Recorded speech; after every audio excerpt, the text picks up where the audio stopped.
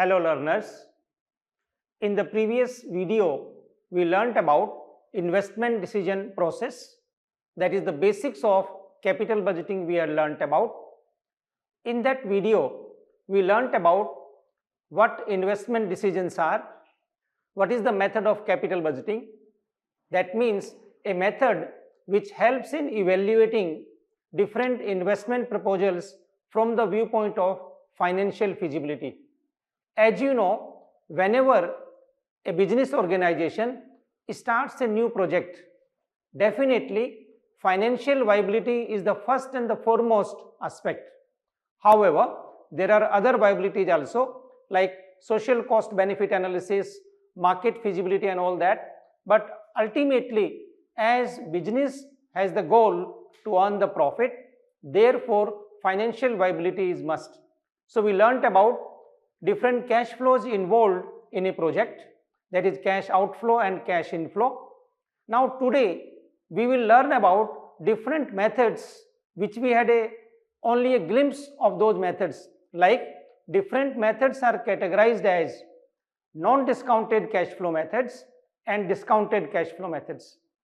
Non-discounted cash flow methods are the one in which time value of money is not considered, whereas discounted cash flow methods are the one in which time value of money is considered. So today in this video we will learn about non-discounted or undiscounted cash flow methods. Let us begin the concept. Understand about non-discounted or undiscounted cash flow methods. The first method is payback period method. As explained, or as the method falls in the category of non-discounted cash flow methods. Therefore, in this method, we will be considering only whatever monetary value is given. We will not be using time value of money. That means to say, under this method, if suppose life of the project is 3 years, because every project has got a definite life, and at 0 time, investment in the project is rupees 2 lakh. So that is cash outflow. So let us assume that in a project at the 0 time, that means today 2 lakh rupees is invested, and year on year it keeps on giving 1,50,000 as cash inflow. I hope you remember cash outflow and cash inflow. Now under the non-discounted cash flow methods, we never calculate present value of these amounts which are likely to be received in future. As such, the given amount is used, given monetary value is used. So that is the category of non-discounted cash flow methods. Now what payback period is?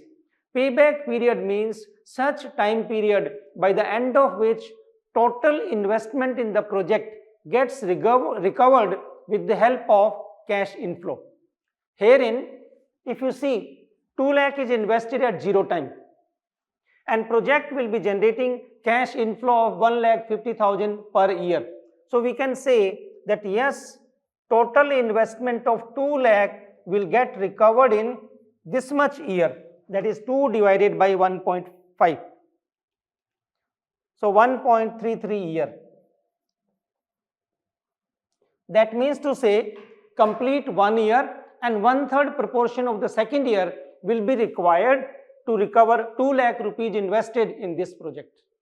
So that is the definition of payback period. That means such time period in number of years by the end of which total investment of the project gets recovered with the help of project related cash inflow. Now if you see, that is the meaning of payback period. Now there can be two situations. When we calculate payback period, we might have two situations. Number one, cash inflow, that is CF80, is like an annuity.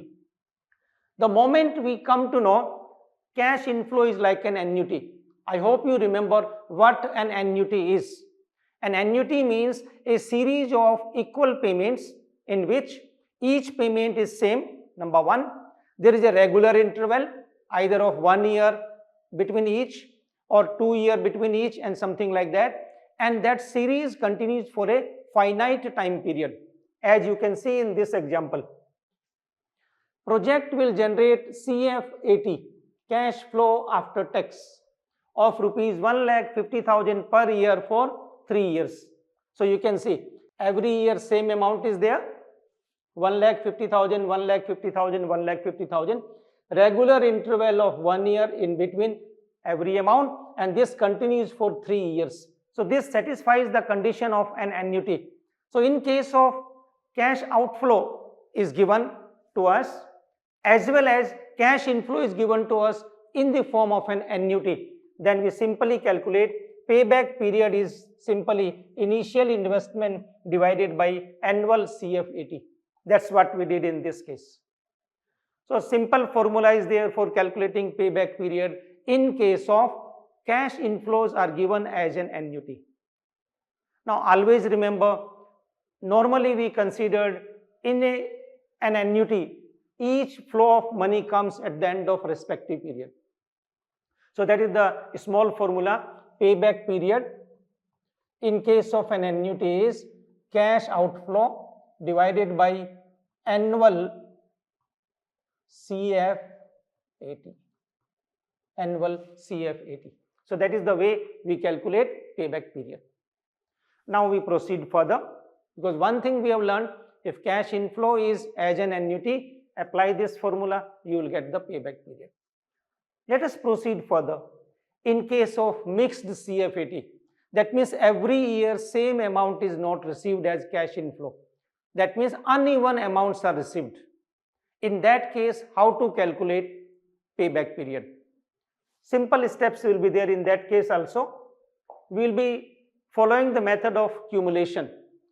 It means to say CF80 of each year will be put to the cumulative scenario, and the point at which, or the time point at which cumulative CF80 is equal to total investment, we say yes, we have reached the payback period. Now before giving a more practice on that one, let us understand how do we take help of this particular method to evaluate, that means to accept or reject a project. Ultimately, when a project comes for an evaluation, that means whether it is financially viable or not, whether it is desirable to us or not, then definitely payback period method also gives us one mechanism. Under payback period method, following rule is applied. If calculated payback period is less than or equal to the given cutoff point, then project will be accepted. Let us say a businessman or a business organization keeps a cutoff point 3 years, and there are 5 projects under consideration. Now each and every project will be evaluated on payback period criteria. First step will be there, calculate payback period of each project. Once payback period of all the 5 is there, then compare it against 3-year cutoff point. All the projects which have got payback period less than or equal to 3 years are subject to acceptance or are acceptable, and a project which has payback period more than the cutoff point, that is more than 3 years in this case, will be rejected or will not be accepted. Now why we say like that? The normal concept behind the payback period is shorter the payback period, less is the risk. As we know, if longer time duration is there, situation might fluctuate, risk is more. Therefore, always keep into consideration, if a payback period is being used by a businessman, he is considering I am at less risk if I get my recovery of the investment very quickly. So sooner the better, sooner the less risky. That is the fundamental behind payback period method. Now if you see this particular numerical, so as I discussed that if cash inflows are not like an annuity, how to calculate payback period. So we will see the steps. We are given initial investment is 300 million in a project, and straightway we are given CF80. Although we will practice how to arrive at CF80, we have seen the pro forma of calculation in the previous video. Let us continue. This project will be generating 100 million, 150 million and 150 million from year 1 to 3 respectively. That means in year 1, 100 million, year 2, 150, year 3, 150. So in that case, as you can see, annuity does not get formed. There is no annuity in this case. So how do we do that? So prepare a table like this. First column is year, second column is CF80, that is cash inflow. And I hope you remember how CF80 is arrived at. CF80 is simply profit after tax plus depreciation.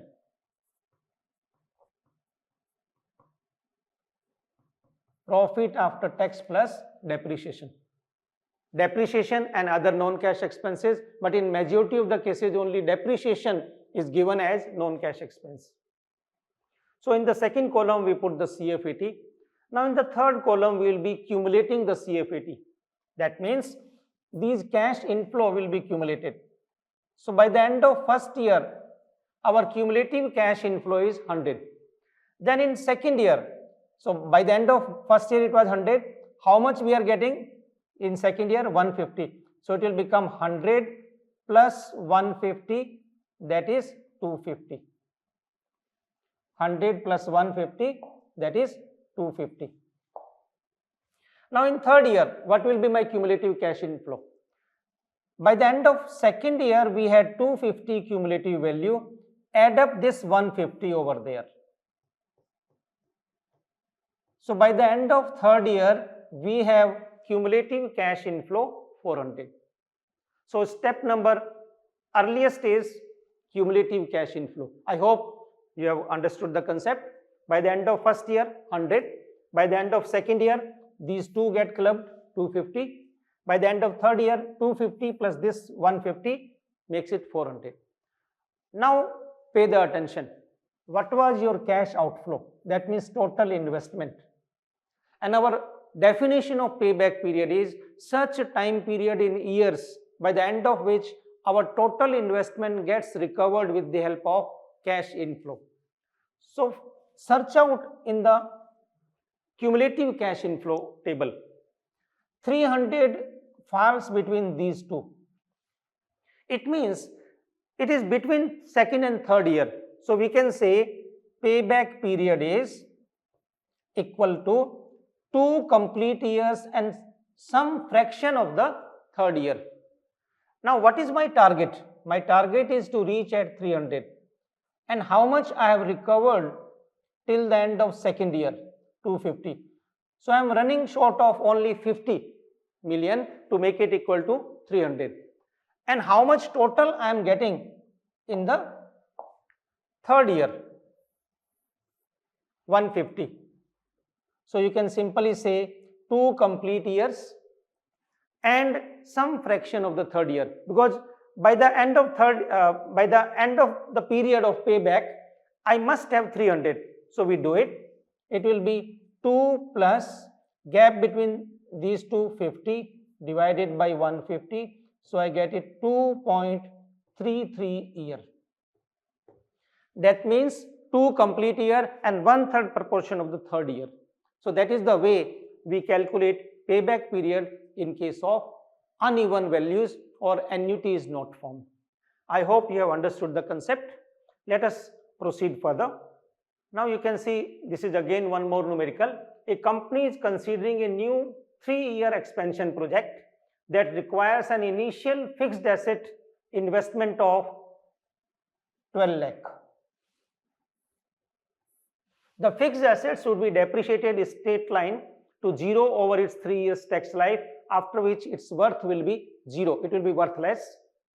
And the project is estimated to generate 20,40,000 rupees annual sales with cash operating cost of 11,40,000. If tax rate is 30%, what is the operating cash flow of this project, and also calculate payback period.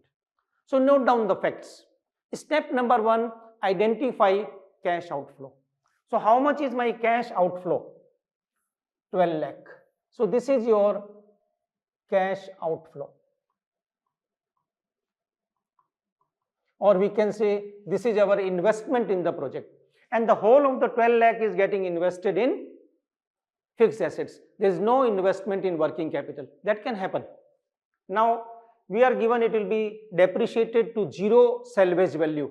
It means I must give you the formula for annual depreciation. Annual depreciation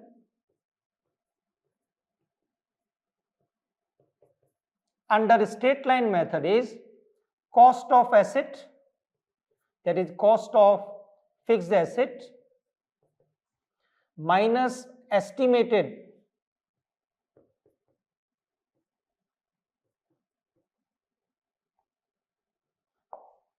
so annual depreciation is cost of asset, and particularly it will be fixed asset minus salvage value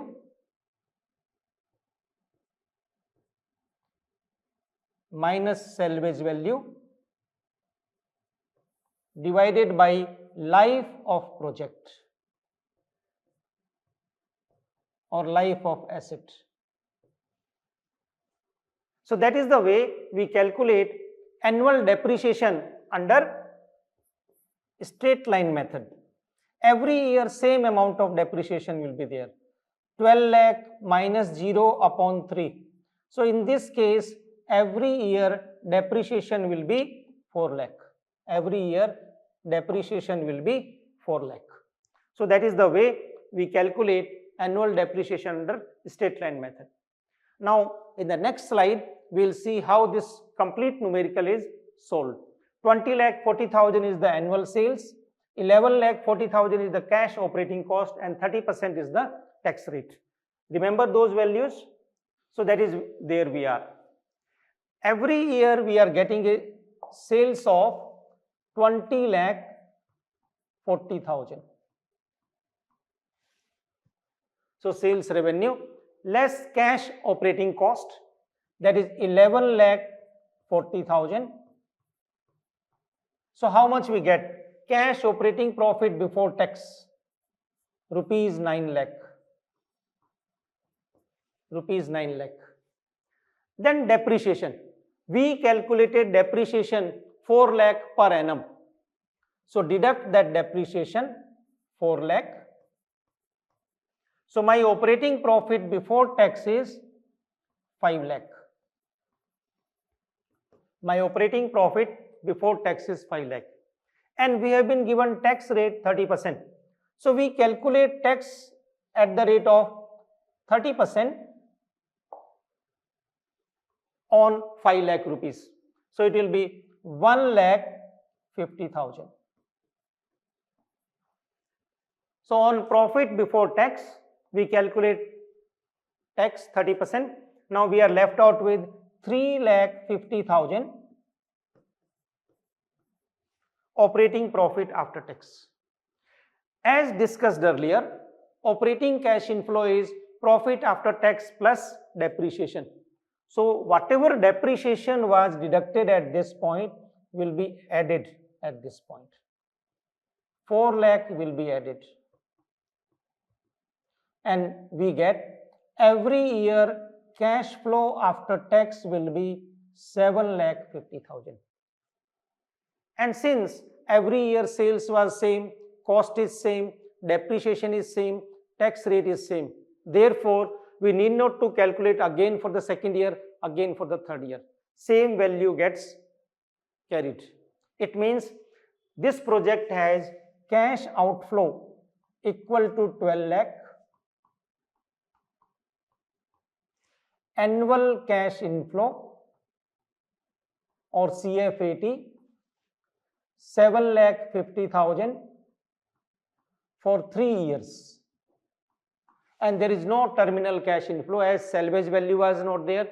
And since we did not invest anything in the working capital, so there is no recovery of working capital also. So a summary becomes like this. Initial investment in this project is 12 lakh and annual cash inflow is 7 lakh 50,000. So you can easily calculate payback period. 12 lakh divided by 7 lakh 50,000. So how much we get the payback period answer? So it is 1.6 year. So payback period in this case is 12 divided by 7.5. So we get an answer 1.6 year. 1.6 year. So those steps you have to remember. I hope it is pretty clear in this numerical. We started with the sales revenue and finally we arrived at cash flow after tax. So that was the method of payback period. As discussed earlier, under non-discounted category, there are two prominent methods: payback period method and average rate of return or accounting rate of return. So we can call it as average rate of return or accounting rate of return, or this is also known as return on investment. Now what ARR is? As explained earlier, ARR means such rate at which we will generate the return on our investment, or ARR represents percentage return on our investment resulting from a particular investment proposal. Suppose investment in a project is 10 lakh rupees and ARR is 5% and life of the project is 9 years. That means to say, on our investment every year we are earning 5% profit after tax on an average. Year on year it may be different, but average profit after tax will be 5%. So ARR is simply how much after tax profit we are earning on our investment. However, when we say investment in this case, while calculating ARR, can have two shapes. Number one, average investment, and number two, total investment. By default, in an examination question or in practical life also, we always consider ARR on average investment. So how do we calculate ARR? So that was the simple definition of ARR, that how much percentage of profit after tax on an average we are getting year on year on our investment. Now ARR, also known as return on investment, we can calculate ARR on average investment. Now what are the steps for calculating ARR? First of all, calculate average investment. It simply means initial cost of machine minus salvage value multiplied by 1 by 2 plus salvage value plus net working capital. By using that formula, we can easily calculate average investment. So you can write it like this also: cost of asset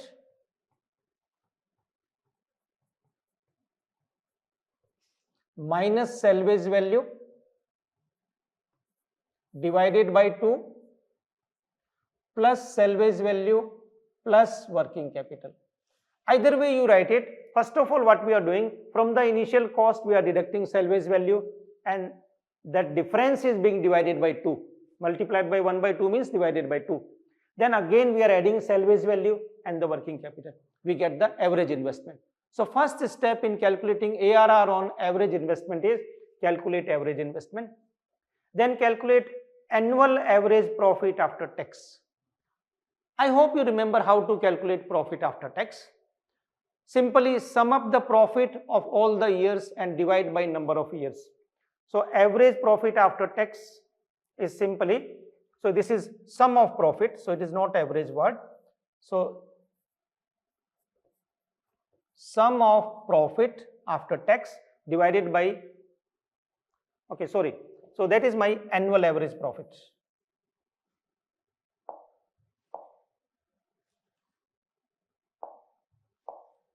So first step is calculate average investment. Second step is calculate annual average profit after tax. How do we calculate that? Total expected after tax profit divided by number of years. So add up profit of all the years and divide by number of years. So that is second step. So this was the first step. This is the second step. And then third step, the formula for ARR, average profit after tax divided by average investment. And you will get the answer for ARR on average investment. And sometimes you might be required to calculate ARR on total investment. So in that case, average profit after tax is divided by total investment. So these are the two prominent mechanisms for calculating ARR. Now we can proceed further for calculating ARR on any numerical which we have practiced so far. But before calculating, let us also understand what is the acceptance and rejection rule under ARR. Under ARR method, the moment we are given cutoff point, now the meaning of cutoff point is desired level of ARR. A businessman might say, my ARR cutoff point is 12%. It means he is interested to invest in all those projects in which ARR is 12% or more, because in this case, higher the better. So a project which generates ARR more than 12% will be accepted, otherwise it will be rejected. So the moment ARR is equal to or greater than the minimum required rate of return or cutoff point. So minimum required rate of return, also known as cutoff point, it is accepted, else it is rejected. Now we can proceed further for calculation mechanism. If you go back to our previous numerical and we bring that numerical to you. So let us look at this numerical. Same numerical we can calculate ARR also. So idea is whatever may be the numerical, all the 5 methods can be applied with little bit of the modification. Now in this case not much of the modification is required. Data is same. What we need to do for calculating ARR? Calculate average investment, calculate average profit, and then calculate ARR. So in this case, let us proceed further. How to calculate ARR? So we had annual sales 20 lakh, 40,000, cash operating expenses 11 lakh 40,000.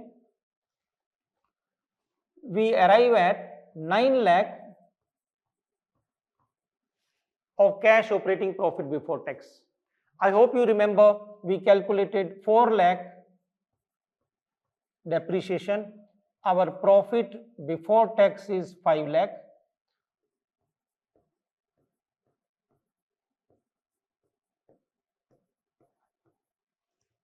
So you can see from sales we deduct cash operating cost. We arrive at cash operating profit before tax. Then depreciation 4 lakh. We arrive at operating profit before tax. Then on this operating profit before tax, we apply 30% tax. And finally, we have operating profit after tax, which is also known as profit after tax for project purpose or for investment appraisal purpose, 3,50,000. And every year, same amount of profit will be there. So we can say initial investment, that is cost of asset, is equal to 12 lakh and annual profit after tax is 3,50,000. So this becomes average profit after tax. Now our task is there to calculate average investment. So remember these figures and we will be calculating that. So formula for average investment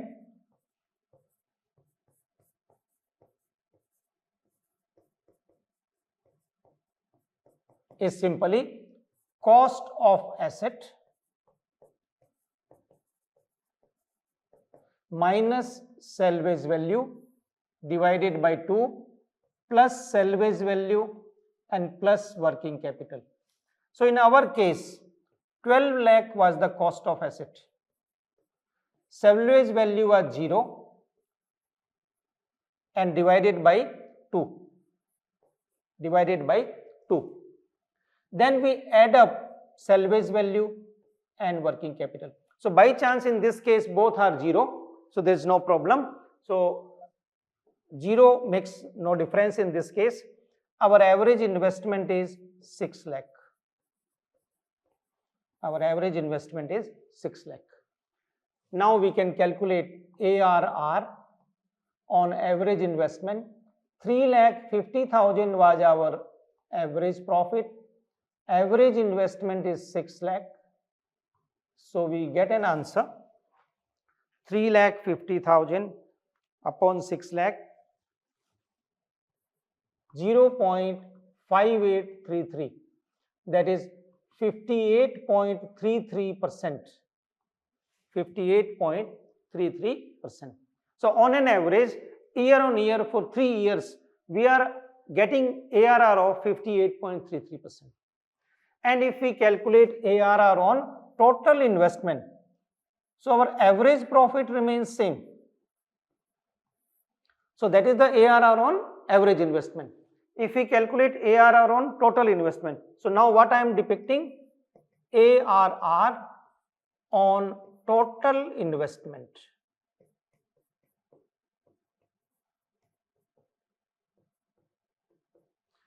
So it will be average profit after tax divided by total investment, and our total investment is 12 lakh rupees.